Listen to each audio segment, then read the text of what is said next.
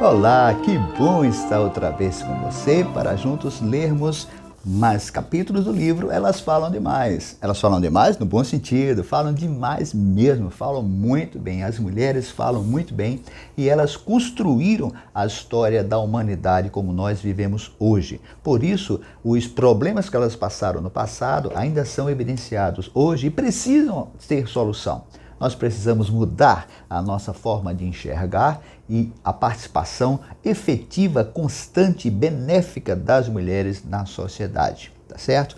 Eu escrevi esse livro há algum tempo, Elas Falam Demais. Você pode adquirir esse livro por meio do site da editora CRV e no site das melhores lojas desse país também. Entra lá na internet, procura lá, Elas Falam Demais, Moisés Selva Santiago, e você vai adquirir o seu, vai ser entregue aí na sua casa, tá bem?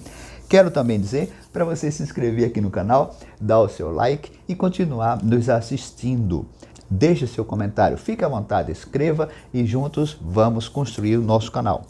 Elas falam demais. Vamos a mais mulheres, são 181 nomes de mulheres na Bíblia. Vamos a elas então?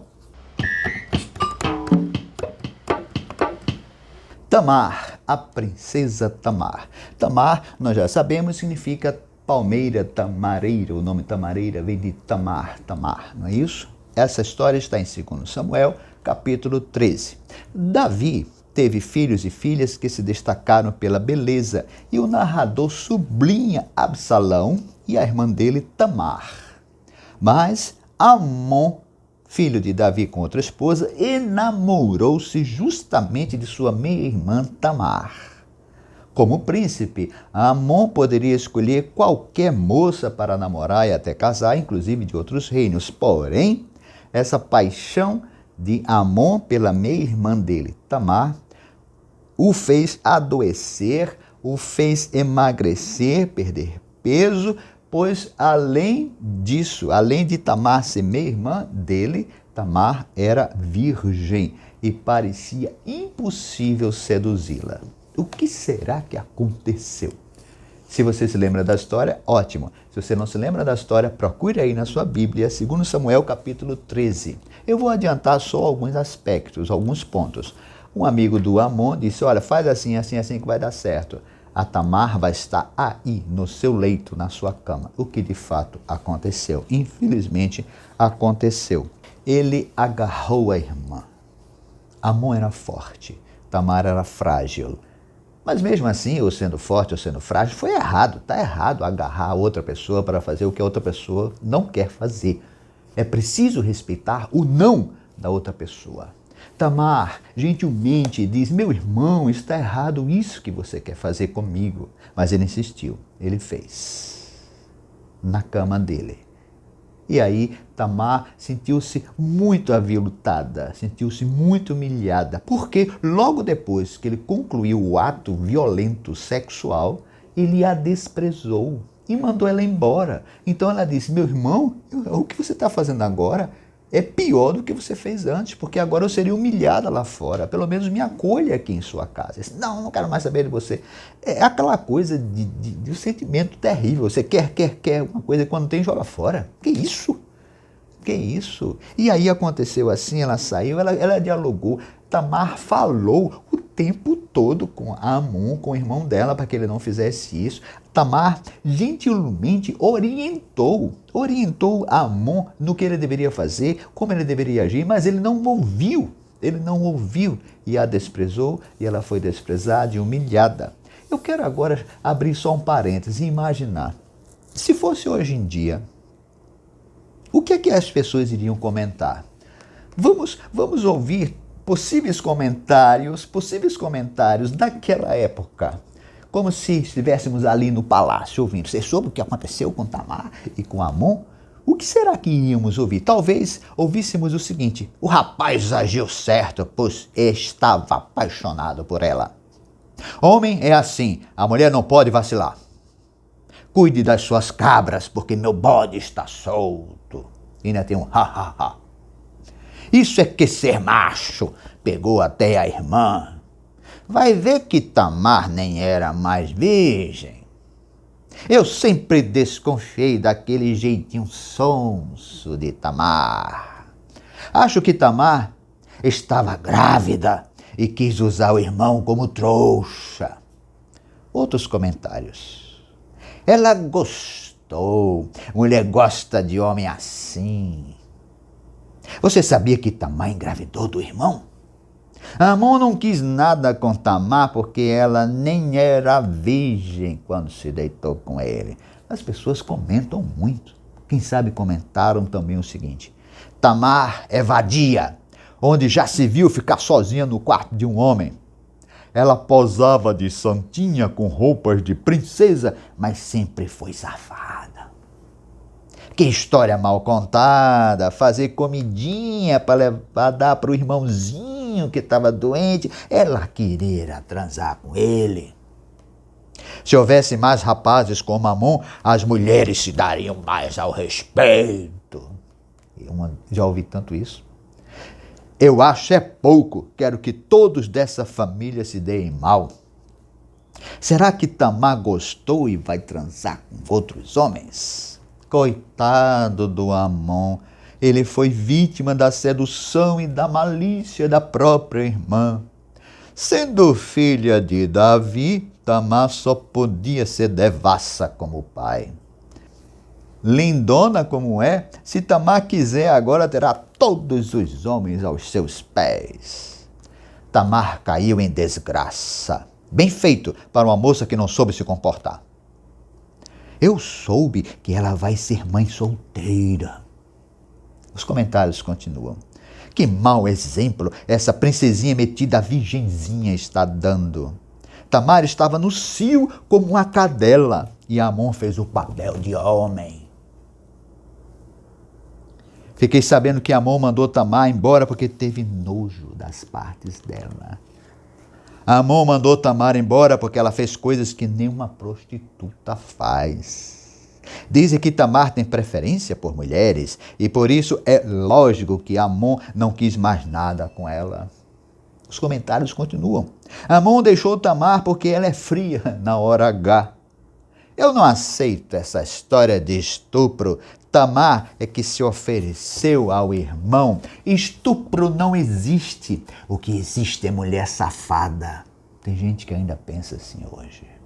Estupro? Amon foi homem e homem a si mesmo.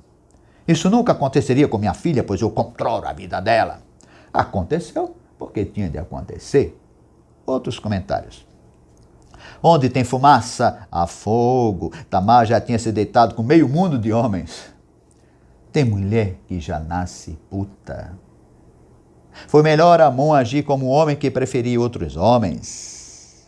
Essa coisa de safadeza está no sangue da pessoa, como no de Tamar. Dizem que a mãe de Tamar também foi safada e agora é a vez da filha. Se não fosse Amon, seria com outro homem. Se Tamar fosse minha filha, dava-lhe uma surra no meio da rua. Se Amon fosse meu filho, dava-lhe um presente por ter sido tão macho. A vida é assim, homem por cima, mulher por baixo. Tamar vai para o inferno e Amon para o paraíso. É melhor esquecer Tamar. Viva o príncipe Amon! Mais comentários. Ouvi dizer que Tamar era a putinha do palácio e agora quer dar uma de virgenzinha violentada. Basta ver nos olhos de Tamar o brilho da safadeza dela. Tamar destruiu a família real. Toda mulher merece sofrer até que aprenda. Quem sabe agora Tamar respeite os homens. Fiquei sabendo que Tamar se ofereceu até para os escravos de Amon ao mesmo tempo quando estava com ele. O melhor agora é cortar amizade com essa gente impura. Como diz o ditado, dize-me com quem andas, que eu te direi quem és. Quem anda com porcos, come farelo, e eu quero distância dessa tal Tamar. Tudo que Tamar construiu com a mão, destruiu com as duas. Já ouvi esse comentário. Tamar é uma maçã podre no cesto. É preciso retirá-la do nosso meio. Que vergonha! Não quero nunca mais me aproximar de Tamar. Deus vai castigar essa tal princesa porque Deus é justo e santo e Tamar é uma pecadora miserável. o castigo de Deus não tarda. Tamar vai se arrepender de ter pecado. O inferno para Tamar começou aqui e vai durar por toda a eternidade. Meu querido, minha querida, imagine que hoje em dia esses comentários ainda estão sendo usados por pessoas em nosso século 21. Nós precisamos estar atentos ao que falamos e entender as circunstâncias, entender e valorizar a vida do outro. Tamar foi violentada pelo irmão e o que aconteceu depois foi uma sequência de fatos terríveis na família de Davi. Vamos ver? Segundo Samuel 14, a mulher que encenou. Nós temos aqui a descrição de uma peça teatral. Depois do acontecimento que envolveu Tamar, esse que acabamos de ver, Absalão matou Amon e fugiu de Jerusalém. Porém, essa situação não poderia durar muito tempo, pois o lugar do príncipe Absalão era em Jerusalém, na capital do reino, lá junto do pai dele, Davi. Então o narrador nos conta como se deu o retorno de Absalão, revelando um enredo que tem a participação impressionante e decisiva de uma mulher cujo nome não sabemos, mas que encenou um papel teatral capaz de mudar o rumo do reinado de Davi. Diz o narrador que o comandante Joabe percebeu que a ira de Davi e Absalão já havia passado, capítulo 13, verso 39. Então Joabe planeja a reaproximação entre Davi e Absalão, entre o pai e o filho. Mas de que jeito? É quando ele tem uma ideia, a ideia de criar uma história a ser encenada diante do rei. Nós não podemos esquecer que recentemente esse recurso didático de contar uma história para alcançar um objetivo, uma lição, foi real, inclusive na vida de Davi. Na vida de Davi, lá atrás, quando ele estava se envolvendo com Batseba, o profeta Natan contou uma história, contou uma encenação. Então, este era um recurso usado. Joabe entendeu que ele, pessoalmente, não seria a pessoa ideal para fazer isso. Então, ele mandou vir secretamente de outra cidade, uma mulher sábia, entre aspas, está lá escrito isso. Essa mulher era uma mulher sábia para fazer a encenação. A princípio, podemos perguntar por que essa mulher teria que ser sábia. Não bastava somente decorar o texto a ser teatralizado diante de Davi? O comandante Joabe sabia que a reaproximação de Absalão com Davi era um assunto delicado, beirando a conspiração, e qualquer erro poderia agravar a situação. Daí entendemos a preocupação dele para que a mulher fosse sábia, ou seja, quando Davi argumentasse, ela deveria saber o que dizer diante de tantas mágoas entre pai e filho, entre Davi e Absalão. Assim, a mulher recebe as instruções de Joabe para compor a personagem. Os detalhes da história que deveria ser contada e interpretada. Ela teve que decorar esses detalhes. 2. A caracterização emocional. Você que gosta de teatro, fica imaginando comigo. A caracterização emocional. Joabe vai dizer, finja que está profundamente triste. É um laboratório. Ela teria que entrar nesse personagem, com um personagem profundamente triste. 3, o figurino. O figurino. Joabe disse, use vestidos de luto e nenhuma maquiagem deve ressaltar a sua beleza. Figurino. 4, o comportamento em cena, a atuação em cena, a marcação em cena. Joabe diz, finja que está de luto há muitos dias e tem medo de que mais desgraça possa acontecer à sua família. O fato é que essa mulher foi diante de Davi, teve uma audiência com Davi, encenou diante de Davi e no final ela contou a história que tinha de ser contada e Davi prontamente disse, mas isso é um absurdo, então eu resolvo que o seu caso seja solucionado. Ela disse, está certo, o senhor resolve meu caso, mas e o seu? E o seu, rei? O seu filho está querendo voltar. Permita que ele volte para a capital. E deu certo. Uma mulher que encenou. Quer ver os detalhes? Leia lá na sua Bíblia. Em 2 Samuel 15:16, nós temos então o retorno de Absalão a Jerusalém. Mas esse retorno trouxe trágicas consequências. Talvez Davi estivesse certo em manter o filho longe do centro do poder.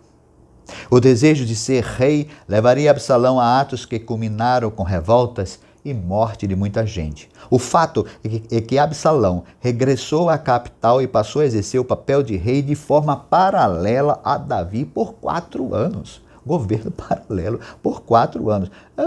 Alguém quis fazer isso recentemente. Um governo paralelo tinha o rei estabelecido e o filho dele também queria ser rei. A situação ficou insuportável e o comportamento juvenil e inconsequente do príncipe levou a um golpe de Estado.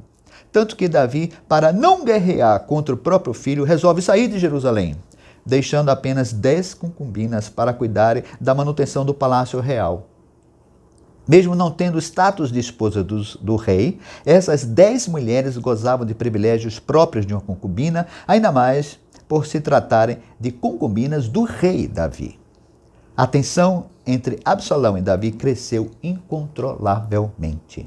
Para mostrar quem realmente era o rei, quem estava no comando de tudo e de todos, Absalão manda armar uma tenda no pátio do palácio, à vista de quem quisesse, e mantém relações sexuais com as 10 concubinas do pai dele. Com isso, ele fez o mais odioso, desprezível e desrespeitoso ato contra Davi. As 10 mulheres de quem não temos o nome nem o registro de uma só palavra certamente se opuseram a esse estupro coletivo e público, vergonhoso e cruel. Dificilmente a vida dessas 10 mulheres voltou à normalidade.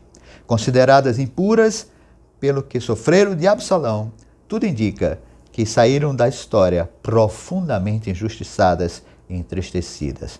A prostituição era a porta mais óbvia para elas a partir de então.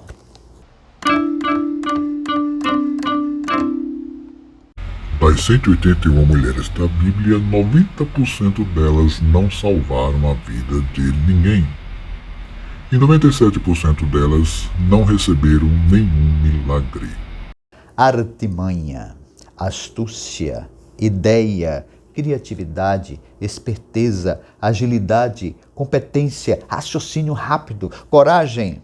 Nós vamos encontrar tudo isso nas mulheres que viviam em Baurim e que souberam encontrar uma solução para preservar vidas humanas. A história que estamos destacando se passa no enredo de muitas outras tentativas de Absalão querer matar o próprio pai, Davi.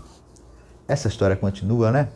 O narrador nos conta que Davi e seus 12 homens estavam fugindo da fúria de Absalão. Mas como saber dos planos desse príncipe? Davi sabia os passos de Absalão por meio de um sistema de espionagem muito simples, ou seja, usando as mulheres como principais agentes. Havia uma criada que levava informações a Jonatas e a Ahimaás, não confundir com o príncipe Jonatas, filho de Saul, que por sua vez comunicavam os planos ao Absalão, fugitivo de Davi. Com isso, o rei conseguia escapar de Absalão. E como essa mulher e tantas outras faziam essa comunicação? Quer saber? Ora, Jonatas e Ahimaás ficavam na localidade de En-Rogel, onde havia um poço de água. Como era costume natural que as mulheres sempre fossem buscar água no poço, essa história de mulheres buscando água no poço está presente na Bíblia, tanto no Antigo quanto no Novo Testamento. Ninguém suspeitaria que ali se dava uma troca de informações entre elas e os aliados de Davi. A segunda mulher, igualmente corajosa, agiu com total precisão no momento certo. Acontece que um jovem desconfiou daquela movimentação no poço e foi contar a Absalão. Então, rapidamente, Jonatas e Ahimaás fugiram de perto daquele poço público para uma casa onde havia também uma cisterna no quintal. O narrador diz que a dona da casa escondeu os dois nesse local e cobriu a entrada do poço com um tecido, pondo em cima do pano grãos espalhados. Com a boca do poço disfarçada aos soldados enviados por Absalão, nada descobriram. A coragem dessa mulher foi mais além. Ao ser indagada pelo soldado de Absalão onde estavam Ahimaás e Jonatas, ela respondeu que eles já haviam passado o rio Jordão, ou seja, já estavam bem longe. Depois que as tropas de Absalão saíram da cidadezinha, essa mulher retirou os 2 amigos de Davi do poço em segurança. Há um detalhe que não podemos esquecer. Tanto a criada quanto essa mulher e as demais envolvidas no sistema de espionagem sabiam claramente que, se fossem descobertas ajudando a Davi, seriam mortas imediatamente pelos soldados de Absalão. Isto é, elas arriscaram suas vidas o tempo todo. É impressionante a história dessas mulheres. Segundo Samuel 20, a história de uma mulher desconhecida. Há uma história como que escondida entre as muitas aventuras de Davi. De fato, se passarmos com rapidez pelo capítulo 20 de 2 Samuel, não atentaremos para o que uma mulher desconhecida e anônima foi capaz de fazer. Ela se enquadra naquela máxima: os verdadeiros heróis nem sempre são os famosos. Tudo começou quando o rei Davi estava ainda lutando para apaziguar seus inimigos. Seba, chamado pelo narrador de homem de Belial, ou seja, um homem mau e inescrupuloso, resolveu incitar o povo contra Davi. Vendo a resistência dos soldados do rei, Seba se refugia na cidade de Abel-Bet-Maaca, nome da cidade. Os soldados de Davi o perseguem e sitiam a cidade, cercam a cidade. Mas cedo ou mais tarde, todos ali morreriam. É justamente nesse momento de tensão que, diante do silêncio dos anciãos, diante do silêncio dos sábios, diante do silêncio dos guerreiros, diante do silêncio de todos os homens daquela cidade, uma mulher resolve falar. Do lado de dentro das muralhas, ela se dirige ao comandante Joabe e o narrador logo a qualifica como mulher sábia. Ela grita para que chamem Joabe. Quando ele se aproxima dos muros, ela pergunta: "És tu, Joabe?" Ele respondeu: "Sim." Ela continua: "Ouça o que essa tua serva vai falar." Joabe diz que vai ouvir o que ela vai dizer. E essa mulher prossegue: "Eu sou uma das pacíficas e das fiéis de Israel. Então por que tu devorarias a herança do Senhor?" Joabe então diz que ele não quer devorar a herança do Senhor, não quer acabar com as mulheres e com aquela cidade, queria apenas solucionar aquele impasse contra o homem que se refugiou lá naquela cidade, que estava sitiada, que estava cercada. Essa mulher fala com uma autoestima impressionante. Ela diz: "Olha, eu sou filha de Deus, eu sou filha de Israel, eu sou do povo de Deus. Você quer destruir a mim e a todos nós aqui dessa cidade? Você acha isso certo, comandante?" Que coragem, não é? Os homens tudo calado, os anciãos calados, os guerreiros calados, todos os homens daquela cidade calados. Mas ela não.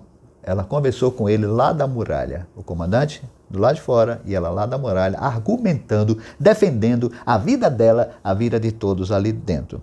Então, essa desconhecida mulher fez o que nenhum homem ousou fazer. Percebeu a gravidade do problema. Falou com a autoridade máxima que tinha o poder de solucionar o impasse. Propôs um plano, convocou e convenceu o povo de que seu plano era a melhor solução. Agiu conforme o planejado e garantiu a vida de todos naquele momento, de todos os soldados e todos os habitantes da cidade. Uma lógica simples, uma estratégia descomplicada, uma rápida ação e eficiente. E o que foi que ela fez? Pegou o Seba, cortou a cabeça do Seba, jogou a cabeça do Seba pela muralha e disse: "Pronto, é isso, o senhor queria esse homem, tá aí a cabeça dele, vai embora. Deixe-nos em paz." Deixe-nos em paz. A cidade que seria toda destruída foi salva por causa da ação de uma mulher. Nós nem sabemos o nome dela. Rispa. Rispa significa carvão quente. Nada mais justo do que tal nome para identificar essa mulher de temperamento tão decidido. Eu vou contar a história. Ela aparece como concubina do rei Saul, ainda lá atrás. 2 Samuel, capítulo 3, verso 7. Nessa posição, Rispa teve 2 filhos com o rei. Depois da morte de Saul, o comandante do exército, Abner, cresceu em poder a ponto de coabitar, ou seja, de ter relações sexuais com Rispa. E isto provocou indignação em Isbosete, filho de Saul. Nesses 2 episódios, Rispa nada fala. Na verdade, o narrador está interessado em descrever as intrigas políticas e palacianas daquele momento dos homens. Tanto é verdade que Rispa é citada e sai de cena. Nós temos visto constantemente nas páginas sagradas a ênfase que é dada aos personagens masculinos. Mesmo assim, o narrador traz Rispa de volta ao enredo mais adiante. Diz ele que houve fome na terra por 3 anos consecutivos e por isso Davi consultou ao Senhor. Deus lhe disse que a causa era a morte errada de Gibeonitas feita por Saul no passado. Assim, Davi chama o rei dos Gibeonitas e pergunta-lhe o que pode ser feito para reparar a situação. O rei daquele povo pede 7 filhos de Saul para ele enforcar como vingança. Davi concorda e entre eles estão os 2 filhos de Rispa. A vingança é efetivada. Rispa perde os 2 filhos, mas ninguém esperava a reação dela. Essa mãe desolada, com o coração dilacerado ao ver seus filhos enforcados inocentemente, resolve agir. Ela não diz uma só palavra. Ela pega um pano de saco e faz coberta sobre ele os cadáveres de seus filhos. O narrador diz que Rispa passava os dias enxotando as aves do céu para que elas não comessem a carne dos seus 2 filhos. E durante as noites ela afastava os animais do campo. Rispa, aquela mãe, fez uma vigília diuturna, solitária, dolorosa, inacreditável, incomum, desafiadora e com previsível resultado da decomposição dos corpos de seus amados 2 filhos. Rispa, não esqueça o nome dessa mulher, desse carvão quente. É impressionante imaginarmos essa cena. Até ler esse relato, eu sabia que o amor e o ódio são capazes de levar o ser humano a comportamentos incríveis, mas agora eu constato que o luto também exerce grande poder sobre nós. Até quando essa mãe aguentaria ficar ali sob o calor do sol, a chuva da estação e o frio da noite? Até quando ela suportaria o mau cheiro da decomposição dos cadáveres insepultos dos seus 2 amados filhos? O gesto de Rispa chega aos ouvidos de Davi e incomoda Davi. Então ele age. Recupera os ossos de Saul e de Jonatas, junta com os ossos dos enforcados e providencia o sepultamento. Passou a fome na terra. O carvão quente havia vencido. A silenciosa mãe Rispa agora poderia terminar seus dias de vida sabendo que havia cumprido sua missão de mãe até o final. Até o final. Ela nada disse, não há nenhum registro de nenhuma palavra desta mulher, desta mãe incrível. Mas ela tudo fez pelos seus filhos. É emocionante o exemplo dela e digno de figurar entre os feitos mais grandiosos da história da humanidade.